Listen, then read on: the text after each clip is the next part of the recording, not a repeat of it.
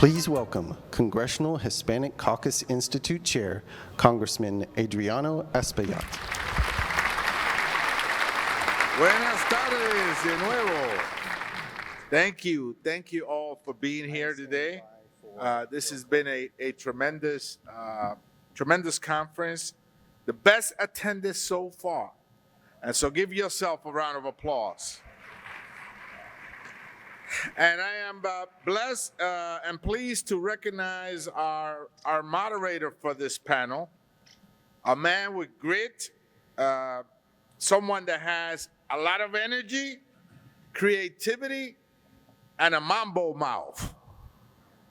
And so his work in film, theater, television, and literature covers a variety of genders, and from action to comedy to romance, animation, and adventure, he does it all. He is a son of my hometown, New York City. He's from Queens. I'm from the Bronx. And Upper Manhattan, too. Washington Heights. A stand-up family man and a Latino trailblazer in Hollywood in the world of comedy. Y también un hijo de Colombia y Puerto Rico. You might know him for his role in Miami Vice, or as Johnny in Hanging with the Homeboys, or his role as himself in a hitman show, Latin History for Morons, which, by the way, was inspired by the near total absence of Latinos in America's history curriculum. His most recent project is Leguizamo Does America. Brings viewers inside America's thriving Latino communities. He's a staunch advocate in combating climate change, protecting workers' rights, immigration reform, don't forget that one, expanding civil rights, bettering public education, and much, much more. Ladies and gentlemen, I present to you Mambo Mouth himself, John Leguizamo. He's also a Met fan, by the way. Give it up for the Mets. All right. Okay. This is a special treat as well. I'm honored to introduce our next great guest in our next closing plenary. She's someone who defines really this moment in history, este momento en la historia. Someone who defended the Affordable Care Act, right? Obamacare, come on. You know, sometimes you go in the street and you say to the guys on the other side, and they say, I'm with Obamacare, and they boo you, and they say, I'm with the affordable. They don't know the difference. It's the same thing. She enforced environmental laws and was a national leader in the movement for marriage equality. She is really an international idol for youth and young women in particular, and has advocated for the Latino community throughout her lifetime in public service, and continues to do so today. In fact, she recently embarked in a college tour throughout America to mobilize young people in the ongoing fight for fundamental freedom and human rights. Just yesterday, she visited a Hispanic serving institution in Reading, Pennsylvania, the Reading Area Community College. For those of you that may not know Reading, Latinos represent 67% of that population there. And I am sure they appreciate not only her presence, but her message. So please, she's been a champion of Latino and small business owners, including entrepreneurs from food, clothing, and environmental science. Please help me welcome, with a great round of applause, the Vice President of the United States of America, Kamala Harris.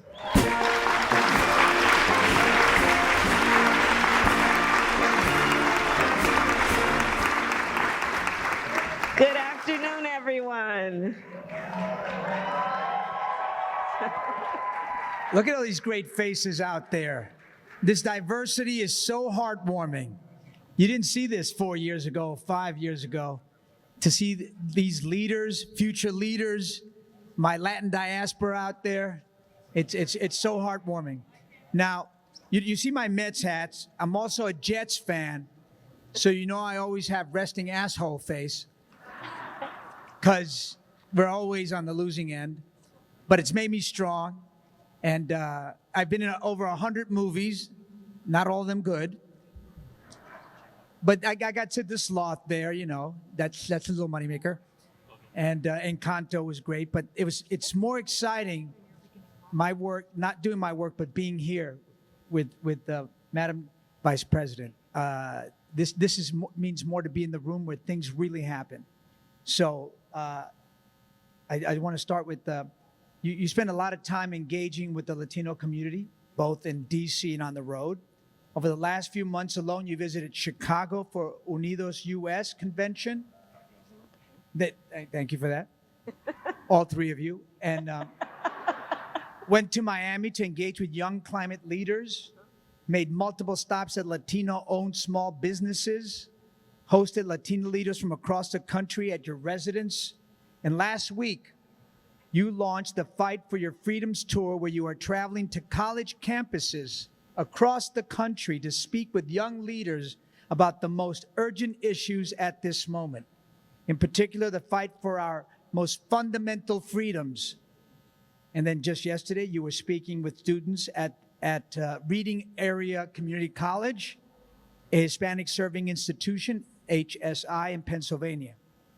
It's incredible what you're doing and helping us to feel seen, because this is an important moment. I mean, Latinos, we're 20% of the population, 54% of registered voters. We're going to decide the next presidential election, and you're giving us the self-worth that we deserve by being here. Thank you.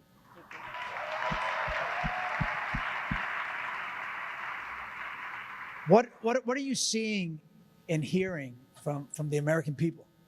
Well, first, let me say it's an honor to be with you, John. Yeah, we were talking backstage, but I know everyone has applauded him. But what you have been doing, in particular with your most recent project around traveling the country to remind people of the history of Latinos in the United States, the present, understanding how we all stand on the shoulders of great Latino leaders, and how it is so much a part of who we are as a nation. So I just want to congratulate you for the way you use your artistry and your voice.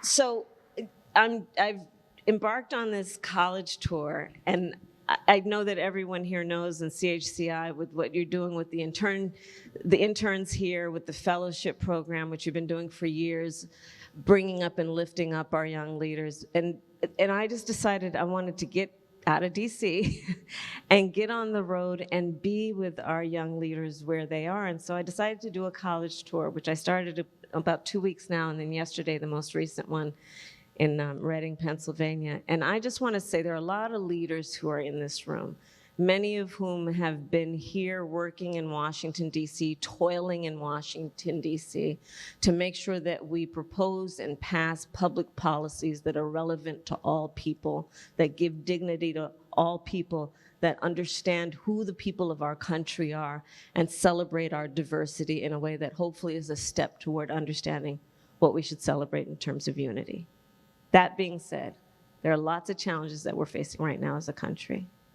And when I meet with our young leaders, and they're all over, and I'm going to give a particular shout out to the Gen Z. I knew I'd get that response. They're brilliant. They are practical. They are engaged. They care deeply, but they also aren't going to let us waste any time with what needs to happen in our country. And so I decided to travel the country meeting with our young leaders, among many. We have youngish leaders. We have leaders who consider themselves young. We have leaders of all types, those. right? But in particular, most recently on the college tour, I'm meeting with our young leaders. And, you know, it's important for us to realize that for so many of them, in their lifetime, they've only known the climate crisis. In their lifetime, I've been asking actually on the college tour for a raise of hands. How many of them from kindergarten through high school ever had to have at school on the first day of school participated in an active shooter drill? First day of school where they learned the name of their teacher, they learned where their bathroom is, and they learned how to hide quietly if there's an active shooter. You would be shocked at the number of hands that go up, the majority of the students. In their lifetime, they have witnessed the highest court in our land, the United States Supreme Court, take a constitutional right from the people of America, from the women of America, such that they will know fewer rights than their mothers and grandmothers. When I look at who our young leaders are, they are so clear about what is at stake, and they are prepared to demand change in a way that always has been a guiding force and an inspiration for the rest of us. So that's what I'm seeing in our country. And, you know, as I travel, I think everyone here knows we are also witnessing what I believe to be an intentional, full-on attack against hard-fought, hard-won freedoms and rights. And the counterweight then to that, the counterweight to what I would and sometimes do describe as a venom that is coursing through our country, the antidote will be among those young leaders and all the leaders in this room to fight back against it, but not fight because we're fighting against something purely, but because we're fighting for something. And so in spite of what we might see on the evening news that causes us to have great concern about what's happening, I hope I can share with everyone through this bit of my conversation that there's a lot of good stuff happening in our country and a lot of reason to have hope and optimism about where we are heading. Agreed, agreed. I feel like this moment, this inflection point that we're at has galvanized us, has lit a fire under our butts that maybe we were asleep at the helm a little bit, but now we know we have to be alert and we have to be proactive. So in a way, it's kind of good. Now the next question. Now, you know, business is huge for us Latinos. That's our number one focus. We contribute $2.8 trillion to the GDP annually. Yep. Yeah, applaud yourselves, applaud yourselves. Yep. We have $2 trillion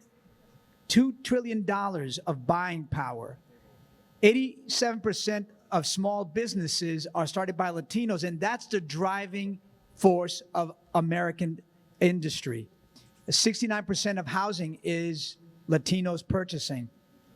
If we were our own country, we'd be the 7th largest economy in the world, bigger than France, equal to France, bigger than Britain, bigger than Italy, bigger than Brazil, and yet we're not getting the bang for our buck. Like my grandfather used to say, you know, you as a Latino man, you have to work 3 times as hard to get half as far. And that's the truth, because even though Latinos start all these small businesses, venture capitalists don't come to them. They can't get the bank loans to grow their businesses. So, Madam Vice President, expanding on economic opportunity is a critical issue for the Latino community.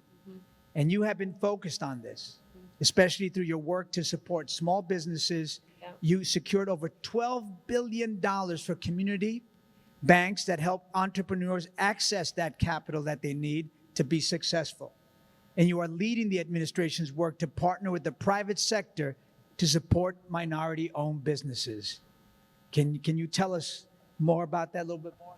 Well, you outlined it exactly right. And I'll add to the statistics that you shared. Small businesses employ at least half of the private sector workforce. Small business owners and the people they employ are almost a majority population when we're looking at the private sector. And what we have been seeing in the last couple of years is that 1 out of every 4 new small businesses is led by and owned by a Latino small business owner. We are seeing exponential growth within the Latino small business community, led in large part by Latinas, who are doing extraordinarily creative work, everyone, in a range of activities that are small businesses. You know, it's cliched and it's a little stereotypical to talk about, you know, when we think about minority small business owners, and let's be more specific about Latino small business owners, yes, it is restaurants, but it is so much more.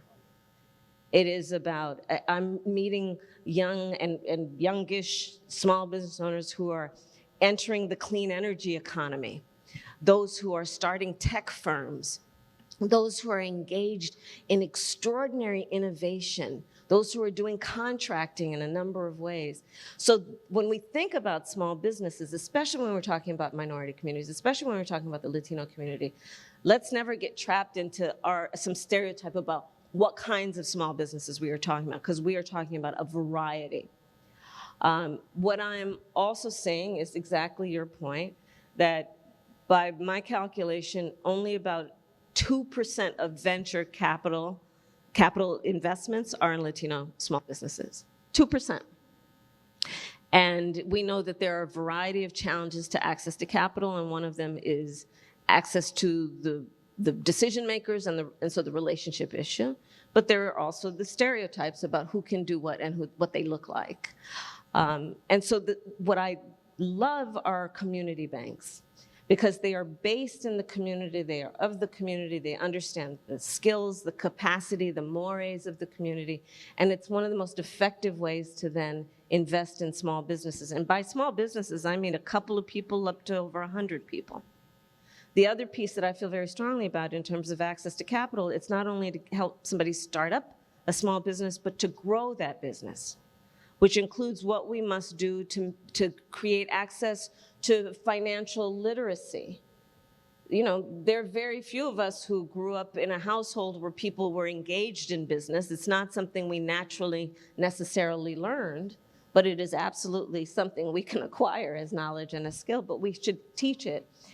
And what I'm seeing as an extension of all this work is a thriving community of business leaders who are not only leaders in business, but civic leaders, community leaders, mentors, hiring locally. And so when you think about the residual impact, it impacts our entire economy. But I want to make one critical point, again, and it's about how we think about access to capital, especially when it comes to minority communities, and specifically here about Latino communities. It's not only about making sure people have a job. It's about creating opportunity to acquire and grow wealth. And that's very important. That's very important. It's about understanding the ambitions and aspirations of a community. And yeah, everyone wants to be able to have a job that allows them to pay the bills and get through the month, feed their children. But doing that is not enough to meet the needs and the aspirations and the ambitions of the people. And so that's how I think about it when I think about the work that we are doing and need to still do to create opportunities for people to grow their wealth and to create then a stronger economy for the benefit of all of us. So that's how I think about the work, and I'm very excited about it because we are seeing progress. One of the things that President Biden and I have done intentionally and very early on, we've made clear that we were going to increase by 50% federal contracts for minority-owned businesses. Very important. Woo! Yeah, yeah.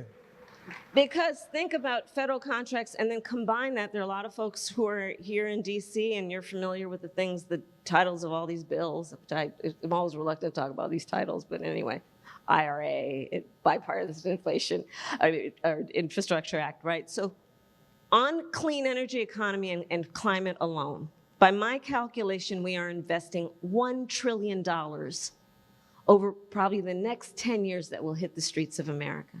Manufacturing jobs, clean energy jobs, tech jobs, federal contracts that are going to be associated with that. And when somebody gets and qualifies for a federal contract, talk about the opportunity to not only contribute to the strength and the building of our country and our economy, but their personal ability and for their family to create wealth and intergenerational wealth. So we are absolutely focused on a number of things, including by 50%, federal contracts to minority-owned businesses, understanding that because of the other accomplishments we've achieved through things like the Inflation Reduction Act and the bipartisan infrastructure bill, those are going to be about all of the new jobs that are about construction and manufacturing. And I'll just add as a specific point to reinforce that, the over 70% of manufacturing companies in the United States employ 20 or fewer people. They're small businesses. So when we talked about the fact that we've now created, which we have as our administration, over 800,000 new manufacturing jobs. When you see, when we were out there showing about shovel in the ground and these construction jobs and these infrastructure projects starting, see the math on that. This can be a very critical moment. And part of what I would ask all of the leaders here to do is help us get the word out to all of these businesses to help them know that they have the right to apply for and qualify for federal contracts to do this work. Well, thank you for the work you're doing, because that my grandfather would thank you, because that was the difficulty for Latinos is, though we're greatly entrepreneurial, we're not getting to that next level and creating that generational wealth that we deserve, being that we give so much to the country and we're not getting it back. Now, Madam Vice President, you often talk about how attacks on our fundamental rights and freedoms are connected. This makes me think about recent attacks on teaching our full true history. Not a fiction, the attacks on critical race theory, book banning, and Plato said, he who controls the storytelling controls the state.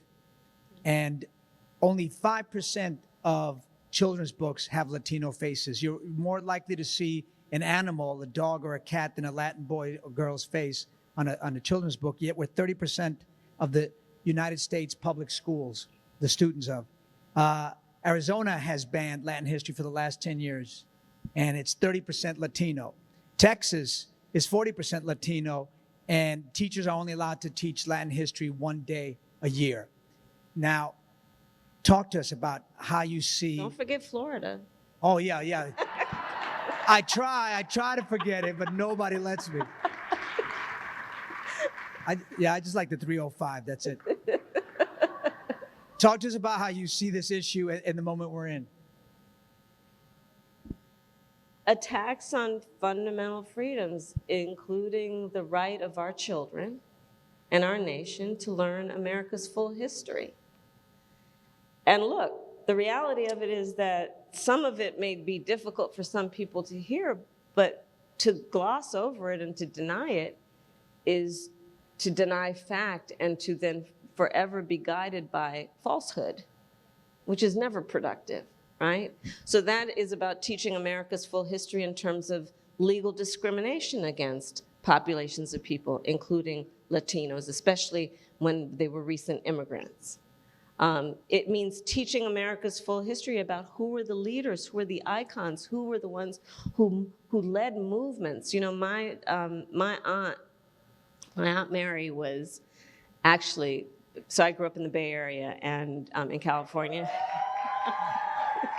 Bay Area. Represent. And she was one of the founders at San Francisco State, the Black Studies Department, and then worked with her colleagues the year later to create one of the first in the country. It was then called Chicano Studies Department. And the Chicano Studies Department at San Francisco State, you should actually see the history on that, because it was, and they've since renamed it Latino Studies, but early on, that, and I'm a Californian, so this was how, early on how we,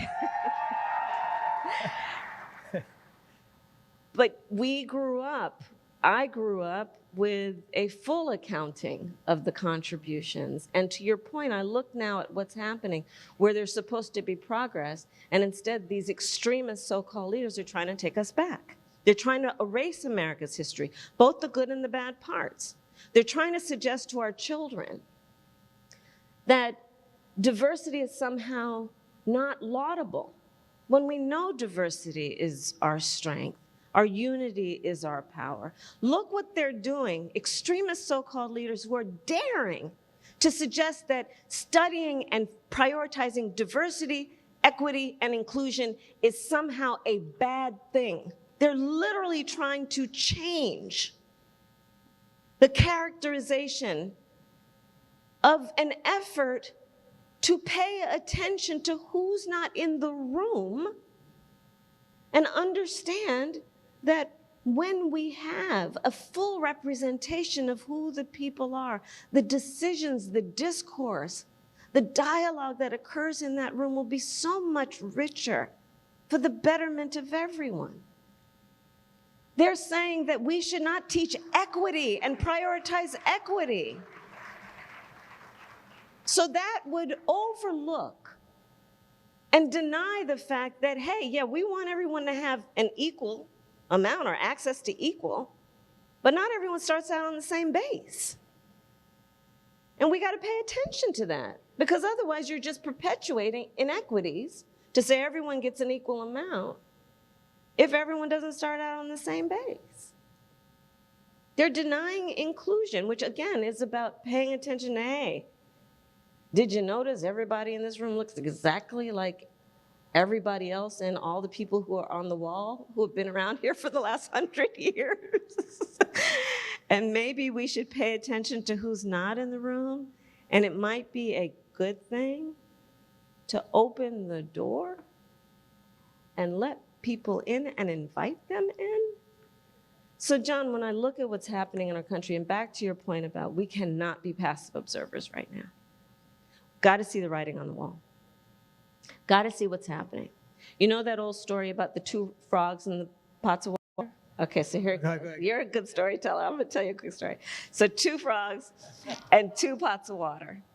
So in one pot of water, you drop the frog in and you slowly turn up the heat. And that frog will be like, oh, it's getting a little warm in here. And then that water starts to boil and that frog perishes.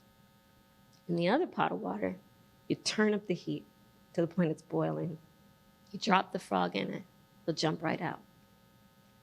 Let's not be that first frog. Let's not be that first frog. I don't want to be that first frog. I'm jumping out. Yeah. I mean, you look at just most recently what happened with the DACA decision. Yeah. Right? I mean, we're gonna keep fighting against it, but good policies, morally correct and right policies, and how they're being attacked and there are attempts, unapologetic attempts to undo progress. We have to see what is happening in front of us, and we have to step up and speak out. You have to get loud. Absolutely. I believe that. And be alert. You have to be proactive. We can't just be, it's not, democracy is not a spectator sport. Earlier you mentioned how our fundamental rights and freedoms are under attack, right? One of those is a woman's freedom to make decisions about her own body. From the Dobbs ruling to state abortion bans, what's the administration doing to protect women's health and reproductive rights? So let's start with this. The highest court in our land, the United States Supreme Court, the court of Thurgood Marshall and RBG, just took a constitutional right that had been recognized from the people of America, from the women of America. And very shortly thereafter, laws have been proposed and passed in states around our country that would criminalize healthcare providers, that would punish women, that would make no exception even for rape or incest. And on that last point, we're a bunch of grown-ups, and this is real in terms of what's happening in our country, and so I want to emphasize a point. As many of you know, I spent a large part of my career as a prosecutor, and one of the reasons I became a prosecutor is because I learned in high school that my best friend was being abused by her stepfather. And I told her, you have to come live with us. I called my mother. My mother said, yes, she has to come live with us, and she did. So the majority of my career as a prosecutor was focused on crimes against women and children. The idea that in some of these states, they would propose no exception even for rape or incest. So they're basically saying, after an individual has survived a crime of violence to their body, a violation to their body, that the government would tell her, and you have no choice about what happens to your body next. That is immoral. And this is what's happening around our country. And on this subject, I think it is really important that we all agree.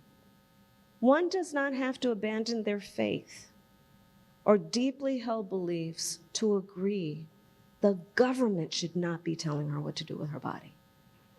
Yeah. If she chooses, she will consult her priest, her pastor, her rabbi, but the government is not in a better position to tell her what is in her best interest than she is to know. And so when I think about this issue, John, this is not just some intellectual academic issue, because right now in our country, there are countless people, many of whom I have met, who are silently suffering. And what we also know, by the way, the majority of Latinos agree that the government should not be making this decision, right? And so, look, elections matter. Local elections matter, because if you're in a jurisdiction that is criminalized healthcare providers, who is your local prosecutor matters. If you are in a state that is proposing and passing some of these outrageous laws, obviously who your state legislators matter, your AG, your governor. And then, of course, it matters who is president of the United States, because Joe Biden has been very clear that when the United States Congress puts back in law the protections of Roe v. Wade, he will sign that bill. Elections matter. Absolutely. It's so true. We Democrats have been a little bit asleep on the legislative fights and the small elections. We've let that pass, but I think we're woke now, and we're understanding the importance of winning these smaller elections that have huge effects in states. And now, Madam Vice President, thank you so much. We're facing so many challenges and have a lot of work to do. Now, what gives you optimism for the work ahead? I'll go back to where I started, our young leaders. They really do, and all of us. We wouldn't, all of us, be here in this room together if we weren't invested in the present and the future of our country. There's so much that is about about the fight for freedom and liberty and justice and equality that is just about our true faith and belief in the principles upon which our country was founded. These are foundational principles, that we will be a nation that values freedom and liberty. And when I say freedom, that includes the freedom to just be. Free of hate, free of fear, free to thrive, to be, to have ambition. And what gives me optimism is that I think most people agree that it's worth fighting for these things because we love our country. We love our country. and it's worth fighting for. And I think most people do believe that. And although we might be seeing some full-on and loud attacks on these freedoms and by extension on our democracy, I do believe the people are prepared and will always be prepared to stand up in defense of what is right and what is good and what we believe ourselves to be as the United States of America. Awesome. Thank you. Thank you for that. Thank you. Thank you. What a pleasure.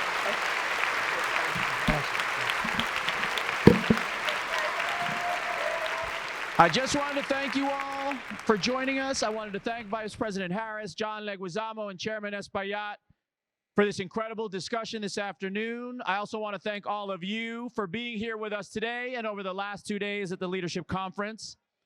I want to thank all of our sponsors who make an event like this possible, most especially our Leadership Conference host sponsor, Amazon. And I want to remind you to join us out in the expo area for our closing reception, where we're going to announce the winners of this year's CHCI pitch competition. We'll see you out there in just a few minutes.